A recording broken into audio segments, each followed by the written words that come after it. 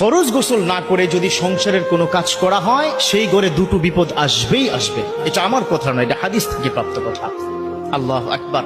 আমাদের বর্তমান সোসাইটিতে এই সমস্যাটা অনেক বেশি হয়, ঠিক কিনা? অনেক হয় না?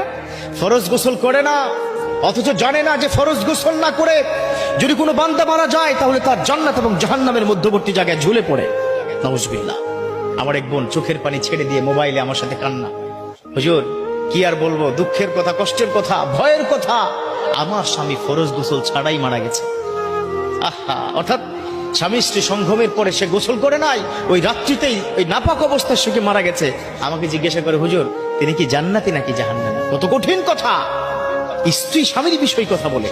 তো বর্তমান সময় এত মারাত্মক পরিস্থিতি, আসলে ইয়াংরা বর্তমান সময় এই সোসাইটিতে, এই অ্যান্ড্রয়েড মোবাইলের যুগে, এই মোবাইলের যুগে রাত 3টার আগে কেউ ঘুমাতে চায় না। তারপরে কি করে, যখন